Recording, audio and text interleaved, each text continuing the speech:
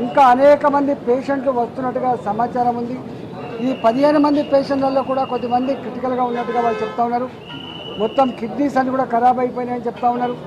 అదేవిధంగా ఇవాళ chemical testing అయితే తప్ప దేనివల్ల ఎంత ఎఫెక్ట్ ఇచ్చిందని చెప్పి వాళ్ళకు అనాలిసిస్ వస్తుందని చెప్తున్నారు.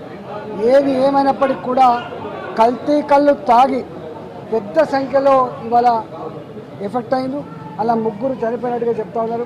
ఒకరిద్దరు ఇళ్ళనే చనిపోయినట్టుగా, ఒకరేమో హాస్పిటల్ చనిపోయినట్టు చెప్తా ఉన్నారు. ఇంకా క్రిటికల్గా ఉంది కాబట్టి ప్రభుత్వం దీని మీద సమగ్రమైన విచారణ జరిపించాలి. ఈ కల్తీ కళ్ళు తాగే వాళ్ళంతా కూడా పేదవాళ్ళే కాబట్టి, గరీబోళ్ళు కాబట్టి, వాళ్ళ ప్రాణాలకు ముప్పొచ్చే ఆస్కారం ఉంది కాబట్టి నియంత్రణ పెట్టాలని చెప్పి డిమాండ్ చేస్తూ ఉన్నాం. అదేవిధంగా ఈ కల్తీ కళ్ళు తాగి చనిపోయినటువంటి కుటుంబాలకు ₹1,00,00,000 చొప్పున ఎక్స్‌గ్రేషియా చెల్లించాలని చెప్పి మేము డిమాండ్ చేస్తూ ఉన్నాం. ఈ మొత్తం ప్రభుత్వ పరంగానే వాళ్ళకు వైద్యపరమైనటువంటి ఫెసిలిటీ కల్పించాలి, ట్రీట్మెంట్ అందించాలని చెప్పి డిమాండ్ చేస్తాం.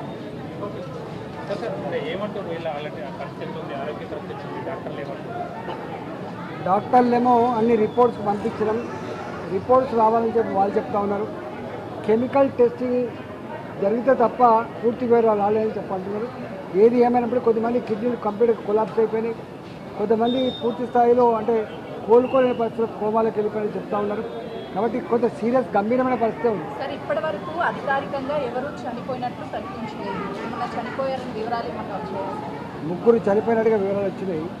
ఒకరిద్దరు ఇళ్ళనే చనిపోయినట్టుగా ఆ పేరుతో సహా ఉన్నాయి మా దగ్గర. ఒకరేమో హాస్పిటల్ చనిపోయినట్టుగా వచ్చినాయి. ప్రభుత్వం కప్పిపుచ్చే ప్రయత్నం చేసినా, దాచిపెట్టే ప్రయత్నం చేసినా దాగే పరిస్థితి లేదు. వాళ్ళు ఒకటే చెప్తున్నారు, మా కాంపౌండ్లో ఎవరెవరైతే ఈ కల్తీ తాగిందో వాళ్ళందరికీ కూడా ఇదే పరిస్థితి అని చెప్తారు. సార్, ఎలా చూస్తూ ఉన్నారు సార్?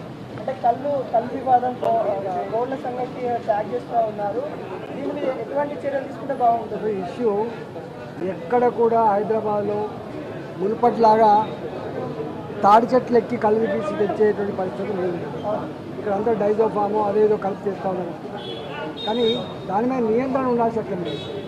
ఇవాళ ఎట్లయిపోయిందంటే గంజాయి, డ్రగ్స్, వాడికి ఒక క్వార్టర్ తాగుతూ తప్ప నిద్ర పట్టని పరిస్థితి, కల్తీ కళ్ళు తాగు తప్ప నిద్ర పట్టని పరిస్థితి, అడిక్ట్ అయిపోయింది. కాబట్టి దీని మీద మొట్టమొదటిగా చేయాల్సింది కల్తీ కళ్ళు నివారించాల్సిన అక్కడ ఉంది మొట్టమొదటిగా.